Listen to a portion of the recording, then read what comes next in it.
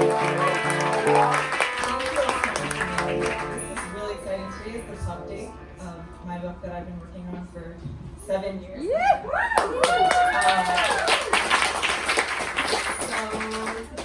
It's amazing to see so many of you here in person. We're going to be together in person to talk about the digital world. It's been a really tough week, so it's especially meaningful to me that you're here. So I know you could be home feeling sad and scared, but instead you decided to come out and celebrate art and connection, and it means a lot to me, so thank you. Thank you for being here and showing me your faces. So this is a book in many ways about how art and artifice can help us transcend tragedy, help us connect, and so that's what we're here to do. And I just want to say some thank yous before I read from the book.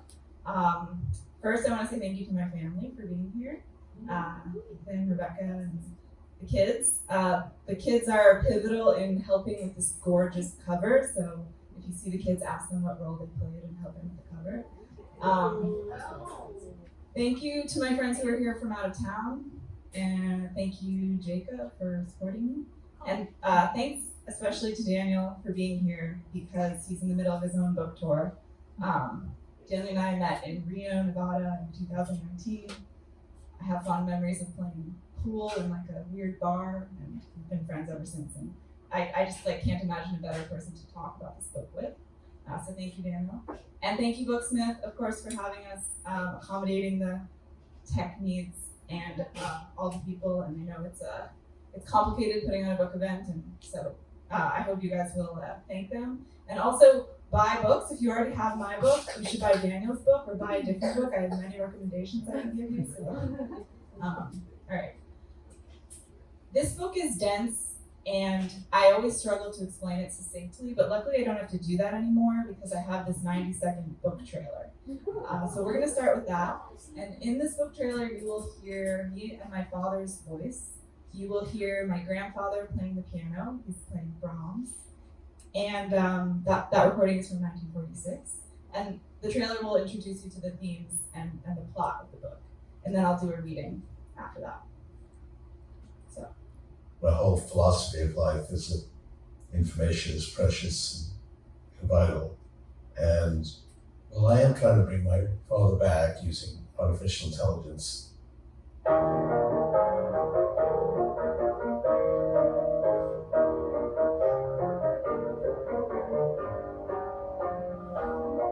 Tell me your father's story. He was born Jewish in Vienna in 1912. He was a musician. His piano playing was absolutely marvelous. So a wealthy American who actually came to Vienna because that was the music capital of the world actually heard him, and she was very, very impressed. So she gave him her card. Said, if you ever need anything, just let me know. The very next year, 1938, the Nazis marched into Vienna, took it over. So he actually wrote her, said, will you sponsor me to come to the United States? And she agreed. So his music actually saved his life. When I was 16, he had his first heart attack and he became ill. And I very much hoped that he would live because it was clear that his condition was life-threatening. But he died when I was 22. So if you could talk to your father again, what would you want to say to him? How you doing? A lot's happened since you've been gone.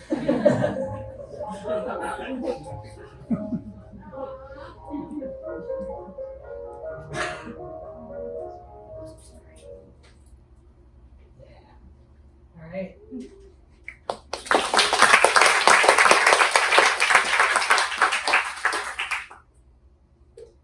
So I'm reading from chapter 2, and it's very special to be reading this book in this community because so many of you are featured in it somehow. So maybe you're a cartoon avatar, or you're a little Instagram icon, or you're a phone call or a text message. And I tried to pick the section with the most references to people in the community just to make you feel extra embarrassed. So your task while I'm reading is to look out for things and people that you recognize. I also chose a section that is set in San Francisco. So you'll see some documents and some monuments artifacts also that you recognize, especially if you spent time with my family. And you'll see streets and places that you recognize. So look out for those other dates. And what you need to know to understand this excerpt is that my father has been saving the artifacts and documents of my grandfather for over 40 years in a storage unit. And that's part of what we excavated and found and used to create this chatbot that speaks in my grandfather's voice, writes in my grandfather's voice. And so you'll see the storage unit and you'll hear some reference to that. And this section also, like so much of the book, jumps around a lot in time and space and place. So just go with it.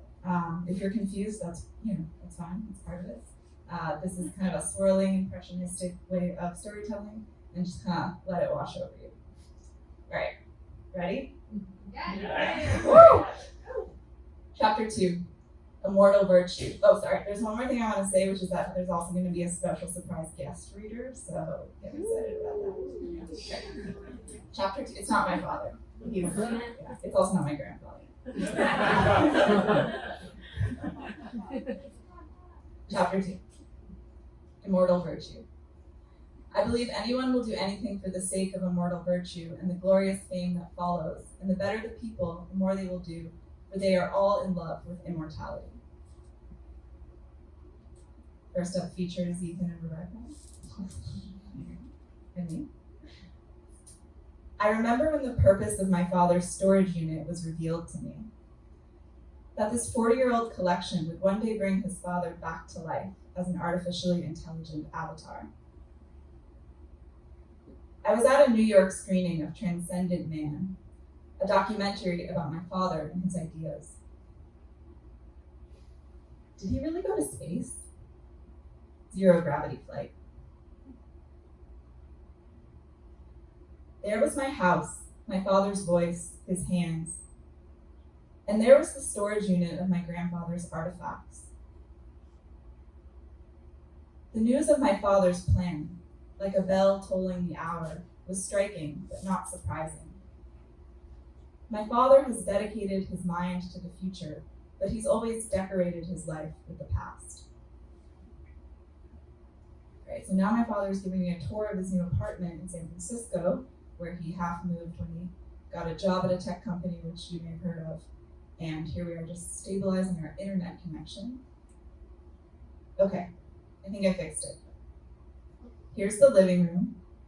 I see. Here's a perfect replica of a Chagall. The paint strokes are 3D. Yes, I've seen that before.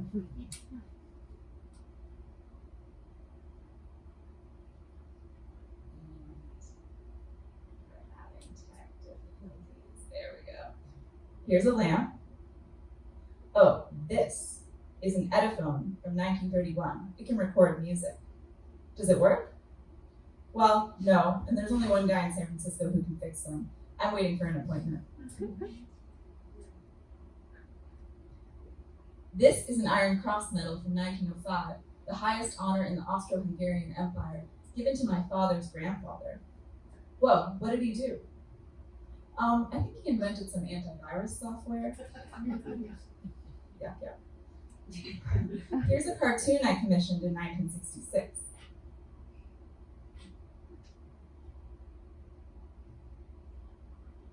Here's your grandfather's PhD diploma from 1938. He got it just in time, right before all the Jews were expelled from Vienna. Now, here. You've been to gardens with 3,000 varietals? Well, here at Ray Kurzweil International Gardens, we prefer to focus on the one varietal.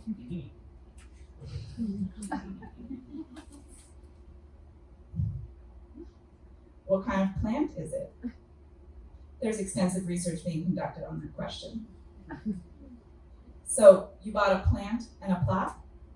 I was given the plant, then I started telling the joke. Actually, I made a paper sign first, then I ordered the inscribed plaque. A paper sign wasn't funny enough? That's right. That's a lot of work for one joke. It's a good joke. Moving on. This is a poster from a concert my father did in 1948. See the ticket price? Here are my mother's paintings. And here's a picture by a renowned artist you might know. How is your alter ego doing? She's working on her next album. Now, this is the view. Nice. It's always changing. Morning, fog, sunset, night. It's beautiful. Yes, I find it comforting.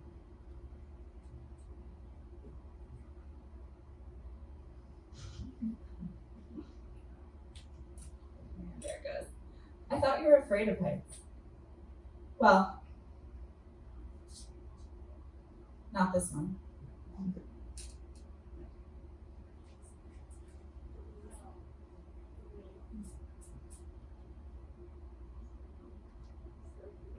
These are also made from my grandmother's paintings. And then here we have Harold Cohen's cybernetic artist, which Katie can tell you about.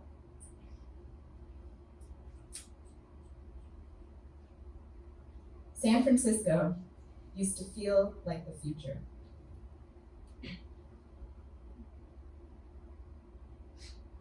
Yeah. Ding. Pluck. Morning. Morning.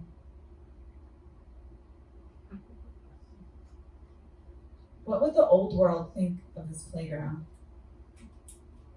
We are living in the light of their ambition, their sacrifice, their escape, their lessons, their luck, their dreams, and the way they tell their stories.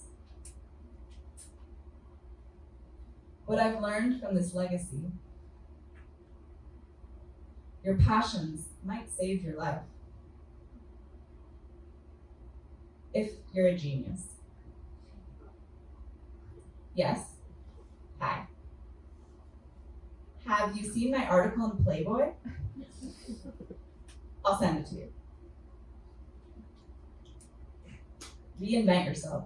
The Playboy article, the Playboy interview with Ray Kurzweil.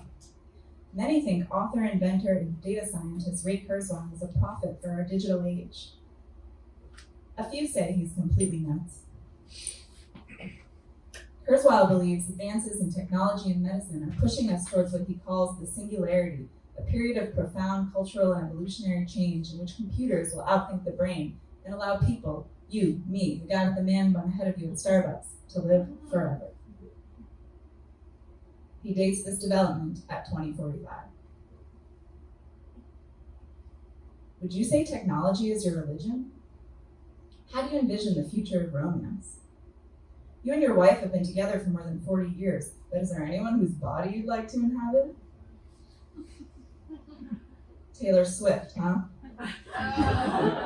She's very soulful. I thought if you were going to be virtually incarnated as a female pop star, it would for sure be Alanis. Well, Alanis sort of dropped off. I guess she never made another great album after Jagged Little Pill. Alanis built her career on angry rock ballads, but she lost her rage when she fell in love and got married. Isn't that ironic? So, who's getting married this weekend? A friend from Stanford. Has she picked out the groom yet?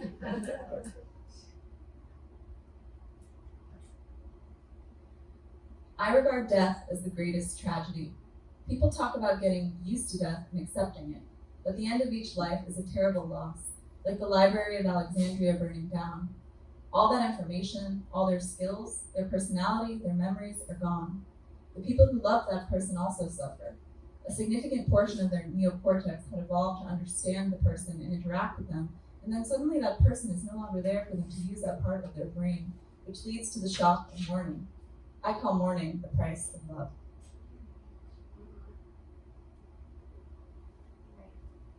But I think it's humanity's mission to transcend our limitations, and the most profound limitation we have is that of our lifespan. Did you like the article? It's great.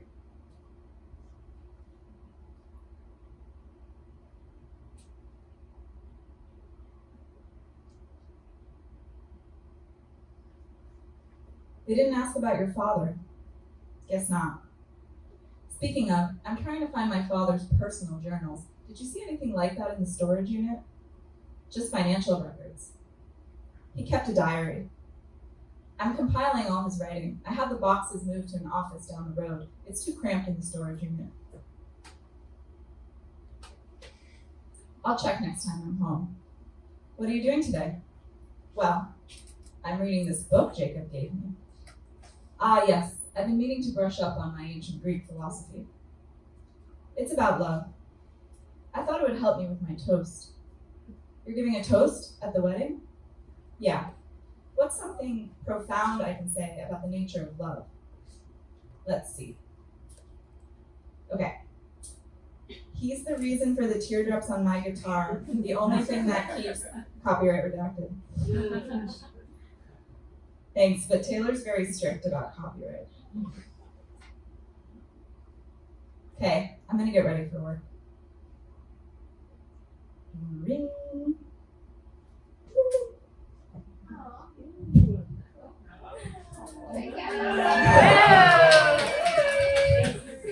Hi. Hello. Yeah, I'm reading it. I don't know. The love of heavenly Aphrodite, whose descent is purely male. That's why those who are inspired by her love are attracted to the male. They find pleasure in what is by nature stronger and more intelligent. Ergo, women are... Okay, it's a dialogue. You aren't intended to accept every view as stated, and Socrates advocates for educating women. Whoa, so nice of him. Hey, I just thought you'd like the part about Diotima. She's cool. I like the roly people. Aristophanes? I had to draw it. Are you my long-lost half? Sure. Let's heal the wound of human nature. You should ask Jacob to explain the myth of Aristophanes to you later. You'll get that joke. The Greeks are interesting. Do you know this concept of kleos? No. It's their version of fame. It means literally to have one's name on the public's lips. It's their path to immortality. Like if you can be spoken about forever, you never really die. Wouldn't that engender a careless attitude towards one's physical body? Yep. Achilles famously chose to forego the comfort of a long life at his mom's house in order to fight and die, but let his name live forever. Is it related to hubris? The mortals are always challenging the gods' designs and getting punished, but maybe it's all a publicity stunt, like Icarus and what's his name? Yeah, everyone's still talking about Icarus. And what's his name? It appears that what's his name has not secured immortal virtue. You love Kleos. No, I don't. That's why you stress out about things. I just want to do things well. Why? Excellence for its own sake? And I don't like the feeling of not knowing what to write. It's about feeling good? Since when are you a hedonist? Yeah, sorry. Okay. It's a wedding toast. You don't need to offer a novel insight into the nature of love and existence. Tell a story about your friends. People just want to feel known.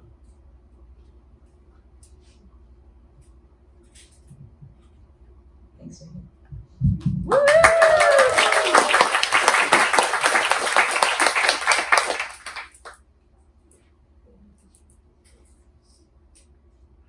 Look for things you recognize.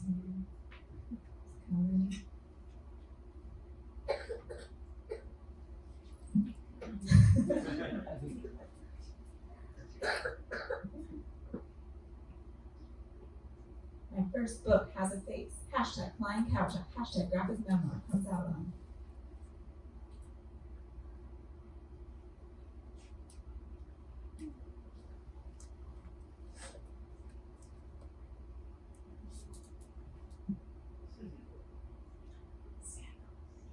To have your name on the public's lips.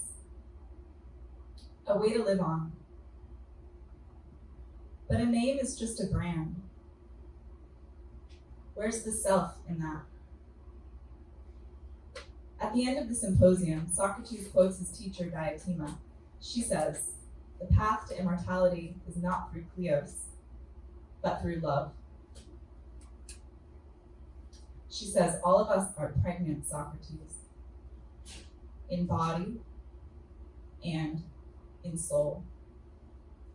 Those who are pregnant of soul find partners who make them teem with ideas, and together they give birth in wisdom. Ideas, not bodies, are immortal. Ideas really keep people talking. I think to be loved is to be known.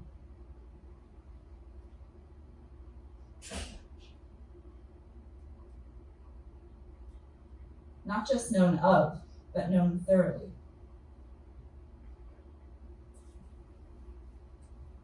Inside and out.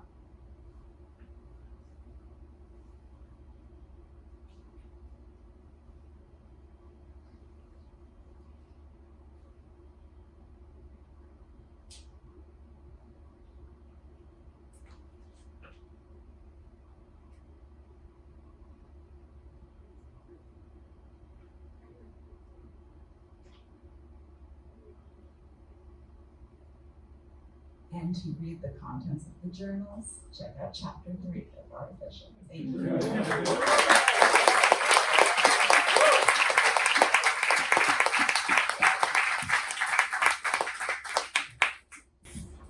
Thanks for listening, everyone. Is this on? Yeah.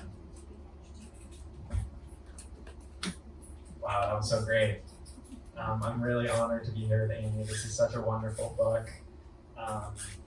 It's really smart. It's really clever. It's funny, and it's also notes. Good reader over there. it's also really tender. And I think that sort of came through in that reading there. It's this really tender portrait of your father and your grandfather too.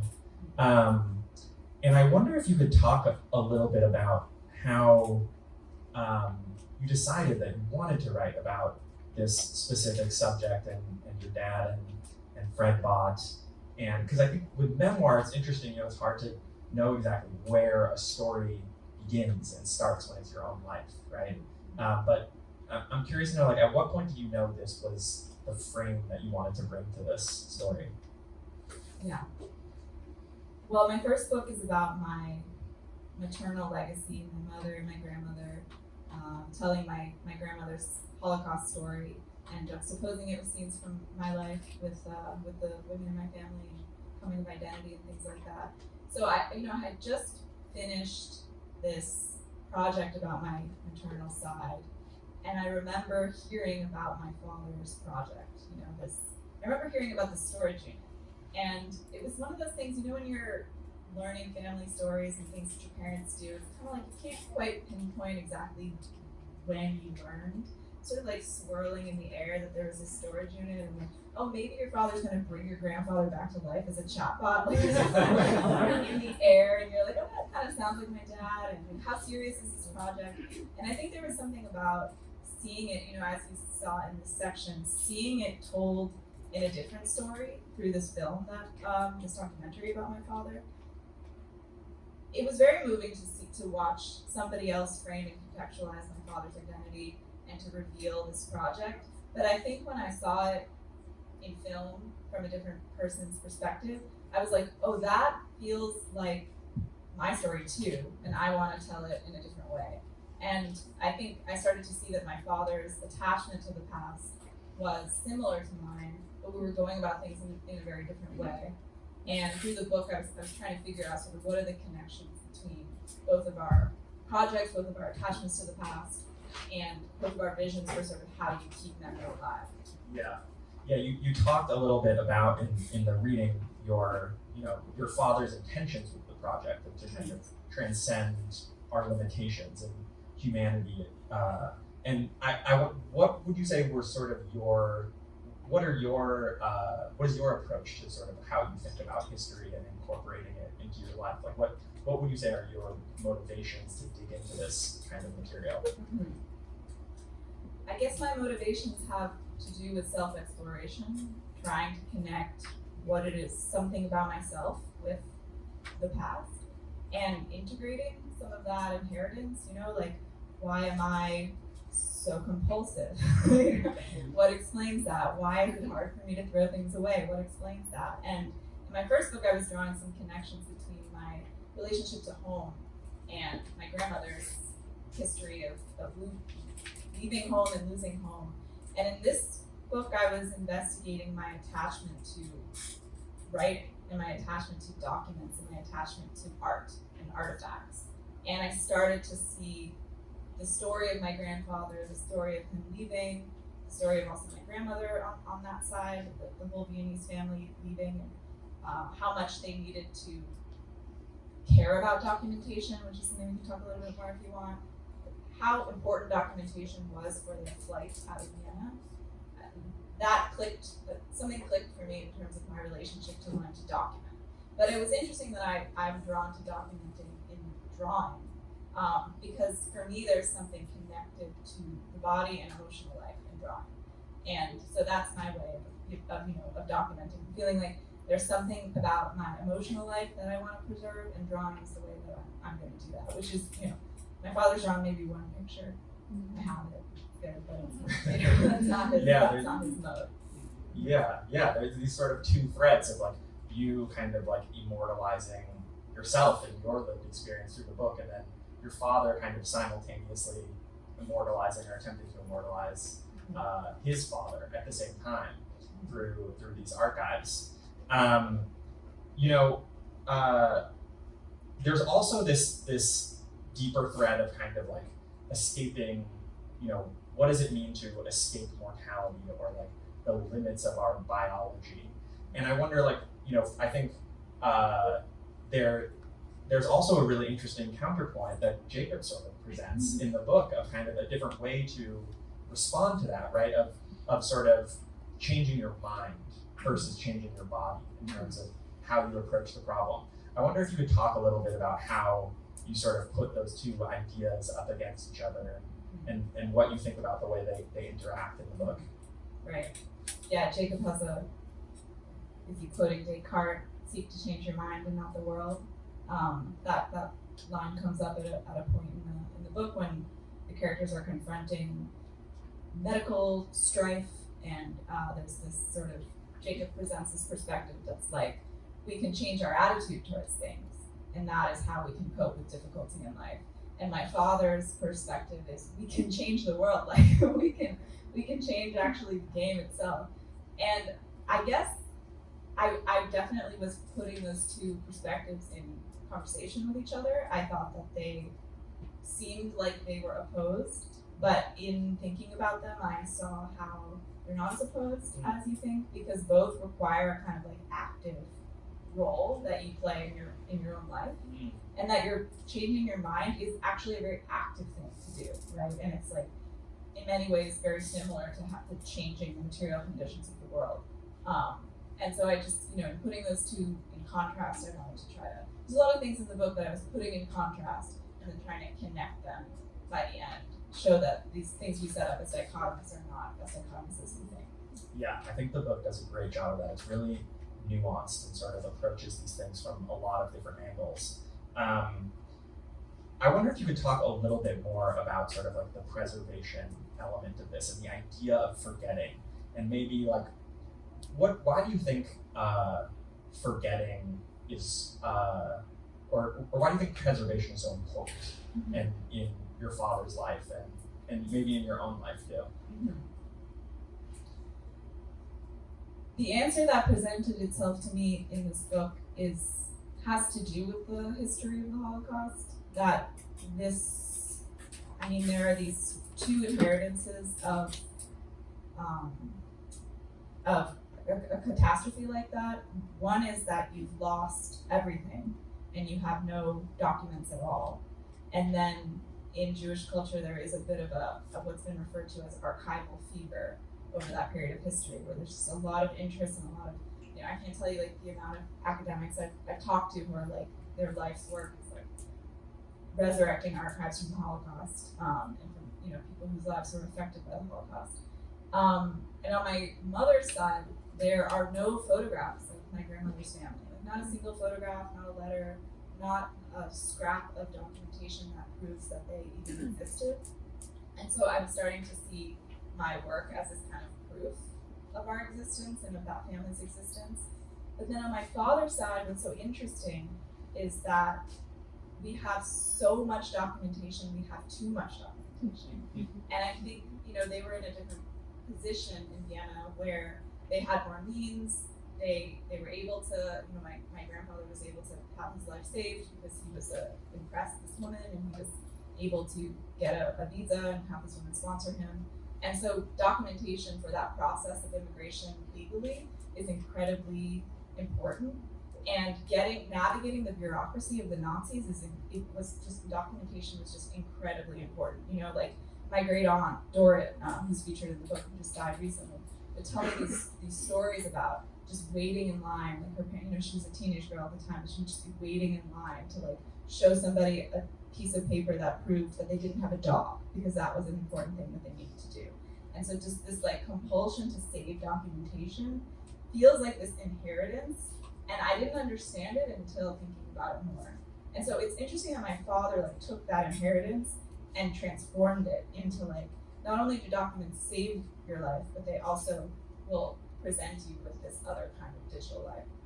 Right, and it can be sort of a way of like enhancing your understanding of your own life and other people. That's kind of what Fred Bott is doing in a way. He's kind of like coming back to, teach to everyone else, what he knew in his life. Kind of like you mentioned in the quote there in the reading of, what is lost when a person is lost. It's all of the ways in which they connect all these other people in their life. I was really struck by that line in the introduction too, about the way in which so much, this book is really a lot about the future and sort of, what AI could potentially do in the future, what it would mean to have interactions with people who are reanimated. But it's also really drawing on the past too. I wonder if you could talk a little bit about sort of like how you thought about those two things interacting with each other and your approach to the circularity of that. And is that something that you were sort of attempting to weave together there? Yes, I think something interesting about the future is how much of the past will be present. Yeah. I talked about these two different inheritances. One is the annihilation inheritance where you have nothing, and then the other is this inheritance where you have so much that you don't know what to do with it. And I think all of us are in some version of that when we relate to the past. We just have so much documentation. I don't know if you all feel this, but it's like all my photos and my emails and my, and it's increasingly digital. And so it's like the future is made up of all these tiny pieces of the past just floating around in the cloud. And that's really overwhelming. Like how are we going to make meaning out of that? How are we going to synthesize it into a story that that feels like a nuanced identity? I think some of the interesting differences I'm exploring in the book are the difference between human memory and technological memory. And technological memory is very unbiased, is one way to put it. It's uninflected by emotion.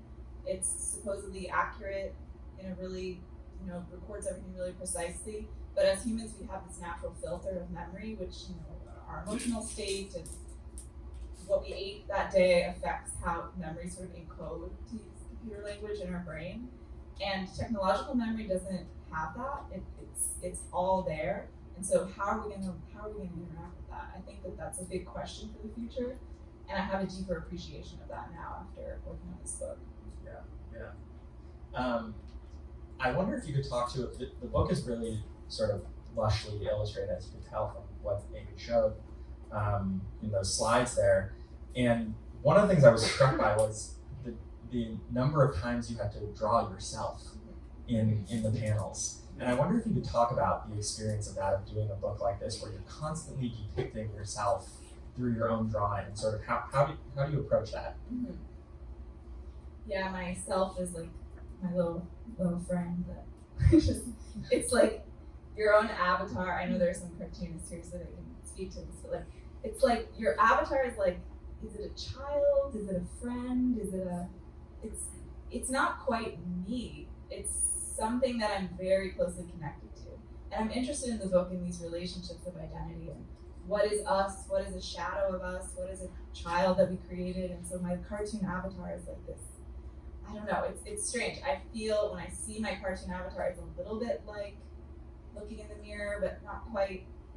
And it also, something that happens for cartoonists is we get sense memory in our hands. So you just draw yourself. It's just the most automatic thing for me to draw. I can draw myself automatically, and I can draw robot cats now. And I can draw Jacob pretty well. And my dad, and I can draw my brother pretty well. But you can just end up looking like me. The secret is that all my cartoon characters look like me. I just put a beard on Jacob and like maybe some hair on top of each. But it's interesting that this avatar just lives in my hand and I can just recreate her. And I think that it's true for writing also, memoir writing, that it's a way of externalizing your own ideas and your own experiences and getting distance from it so that you can reflect on it and be more objective or more compassionate. I think that's probably the better use of writing and drawing, is see yourself from a distance so you can care about yourself the way you care about other people and treat yourself kindly the way you treat other people. But I think with drawing, there's more distance, or there's more, it's more like this thing has form. And so that relationship with distance is a little bit easier than when I just do prose writing. When I do prose writing about myself, I feel much more self-conscious, which is interesting. I don't know if the other cartoonists agree with that, or if you've ever tried drawing and how you'd relate to your own drawing. Not really. I mean, I think that that makes sense. You're sort of stepping outside your form. Maybe you're feeling it a little more. You're feeling a little out of comfortable waters. But did you always, in terms of like this, your own style of drawing yourself, but also just your style more generally, how did you sort of like form your like visual sensibility? That and is it something that you feel like, you know, you sort of honed and now you feel locked into it and that's kind of the aesthetic and the feel you want all of your work to have? Or is it more sort of a shifting dynamic? I think that my style has found me. I think that's what happens. Your style finds you, and it takes some time to mature, and it can change. My first book looks very different. I'm very embarrassed to look at it because it looks so different, and I do think I was maturing and getting more command of materials and things like that. So it's really not a conscious, for me, that's because I'm not a trained artist, so I don't know if it's different for people who are trained, but I feel like the style just like asserted itself. But I do feel that I have a range of realism to what we call iconically abstract, which is basically like the realm of emojis and this sort of simple drawing style. I have a range from iconically abstract to realistic that I use for different, what I think of as registers of memory in the book. And I don't know if you noticed that from this excerpt, but I have this cartoonish style, which is simple and but has this gray wash, and that sort of codes for my memory and the things that I experienced. And then I have this high contrast black and white style, which isn't in this excerpt, but was in the trailer that you saw. And the high contrast black and white style is, I think, the most simple, and it codes for my grandfather's experiences or the future, things that I haven't directly experienced. So it's the most hazy in the way that I think about it. And then I have this realistic style, which is what I use for these artifacts and photographs and things that I'm tracing into the book. And I did really spend a lot of time tracing, which I'm not ashamed to admit for all of you. I was totally fine to trace. And I spent a lot of time in a dark room, Jacob can attest to this, with the blinds closed, with my light box, which is like the most magical tool in the world. And sometimes I just use my computer screen, you know. But I spent a lot of time tracing these documents in order to create this realistic style. And that is my range. I think I've topped out at that. I think that's kind of my style, is like until I get old and my hands start shaking, and then I'll find a new kind of old person style. But I think for now I've kind of leveled out it. I'm excited for that stage of your development. Okay, we have a couple more questions here, and then we're going to open up to Q&A. So start thinking about if you have any questions for Amy. Think about what you might want to ask her. So one thing I wanted to know when I was reading the book is, your dad has this very ambitious project that he's undertaking, Fredbot, to reanimate his dad. And I was wondering, what is the status today of Fredbot? Like, where does the Fredbot technology stand at this point? Well, look under your chairs. So in the book you can read about my strange experience speaking with the Fredbot. The Fredbot was not a publicly available technology that I could just access from anywhere. I had to go down to a fictional tech company, which you can figure out what it is, but a fictional tech company, in order to speak to the bot. And then I was able to have sort of extensive conversations that way, but it was all mediated. And now it's, that the corpus of text that the Fredbot is drawing from exists, and the technology, you can call it a medium-sized language model. This was 2016, 17, so there was not quite large language models yet, but the underlying technology is now defunct. There's a version of it that still exists, and the corpus of text still exists. So the two things that still exist, but it's not an active bot.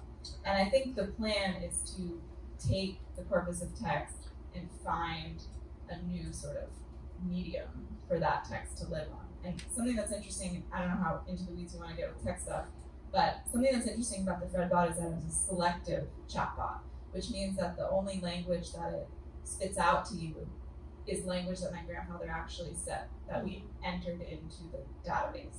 Right. And that's really different than these generative models that we're playing with today. And an interesting question, something that I've thought about is, would I want a generative model? Wouldn't that be so much further away from my grandfather? Is that desirable? Is that an interesting imaginative game? Is it more troubling? These are questions that people are starting to answer, because you may have seen that there are some services out there now that will reanimate the voice of people you've lost if you have enough data preserved in it. And to my earlier point about how much information we have about ourselves, we all have so much digital text of ourselves. For my grandfather, I had to spend a lot of time entering his text into Word documents. A lot of it was handwritten. There's a whole scene where you can see me struggling to read his handwriting. So that was a very different experience of interacting with text. Now it's going to be different, and these are things we're going to have to think about. So we are thinking about what the next version will be, is the short answer. Yeah, you're sort of starting to touch on my next question, but I was curious, one of the big core questions of this book is, what does it mean to have a person with their complete consciousness reanimated, right? Like, what would that mean in the world to have that technology available? And I think we know what your dad feels about that. But I'm curious to know what, having written this book and having explored this subject in such depth, like, how do you feel about the idea of that, the idea of that technology being available, and the thought that consciousness could artificially return in that way? I think it's a very big question mark whether or not, well, first of all, what is consciousness is a huge black hole question that I will not answer for you. Spoiler, I don't know. We'll talk about that at the Lembic afterward. Right. I think we're going to Zams. Okay. I don't know what consciousness is. Something my father says, I think what my father thinks about this is maybe also open to interpretation. What he said about consciousness is that it's a mystery. He also doesn't know, spoiler, what consciousness is. And what machines he thinks will be able to do in the future is simulate consciousness, which is not the same as being conscious. And I think for him, if the simulation is evocative enough, then that's enough, and that's what's important. And I think I agree with that. If we really, really are moved by simulated consciousness, what choice do we have? But we're very far from that. And I mean, the Google employee thought his chatbot was conscious, but I feel like that was a publicity stunt. You know, I don't think any of us are really like having those kinds of experiences with technology yet, and I don't think we can speak to it until we have it. You know, and whether or not it's coming, for me, it's not only going to come through language. It will require other forms of interaction, and that might be coming, but it's not here yet. Great. Okay, does anyone have any questions for Amy? We'll open it up here for a few Q&As. You just raise your hand. Yeah. I'd love to know more about your artistic process and even like the tools, the software, like anything you could share about like how you actually create them. Yes, I love. Did everyone hear that? Tools. Love talking about tools. I do everything by hand, which is terrible, but amazing. It takes me so long. It's not that common that people will navigate he draws by hand, right? Yep. Zareen, you draw by hand? John, do you draw by hand? You do? Yeah. It's like half and half now. Like a lot of people are drawing digitally because it's faster, but I draw by hand. The first step is writing scripts, which I usually do on a computer. And then I translate the script into a draft on blue-lined graph paper. And I use blackmaking pencils. And I have lots of stubs of blackmaking pencils. I've made some earrings that I didn't wear tonight, but I wear them somewhere. And that's the draft phase. So it's like translating scripts into drafts. And that's just like hundreds and hundreds of pages of drafts. And I tried to get to the end of the book before moving to the next phase, which is inking. And so I take my light box, which I love, and I take the draft and I use Arches hot pressed watercolor paper, and I pencil over the sketch, changing some things that need to be changed. And this is also after all the editing, which involves actual scissors and tape and rewriting, and so this is the whole editing phase. This is why the book took me 7 years. Okay. So then hot pressed paper over the sketch, pencil, and then you have a penciled version on your nice paper. And then you move to inking, and I use a Pentel brush pen, which I have with me, and some Copic multi-liners, which I also have with me. And then the most relaxing phase is black watercolor, watered down to create the wash. And that's actually the most time-consuming part. And that's when I listen to lots of audiobooks and podcasts. That's it. That's the whole thing. Feel free to reproduce it. I just wanted to piggyback on that question. So, is the whole script, like you have a 7-year process, is it mostly written like at the beginning of that 7 years, or is it iterative and you're changing the script and the story as you kind of go through it and edit it? Yeah, it is iterative. There was a phase when Katie and I were in Gloversville, New York, where we did an artist residency in like 2018 or something. That's a story that I'll tell another time. But there was a phase where I hadn't had the whole thing written, and I knew I needed to ink something to see what it was going to look like. So I inked, when I was in Gloversville, this 20-page section, and that was so many years ago. But that was like, I had that 20-page section, and then I went back and wrote. And so it was like, writing. I would usually go chapter by chapter, and there would be like writing, and then maybe a little sketching, and then writing and writing and writing, and then there was some iteration. But there was a phase where everything was sketched and drafted, and then I just had almost 400 pages of watercolors, pages to ink, and that happened maybe 2 or 3 years ago, where I was just looking at all this labor. That was really overwhelming. The iteration helped me. It would be good for my next book to maybe be more iterative, because something great about comics is that you get to like keep going back and keep shifting what mode you're in, and that kind of helps you get through such a long process.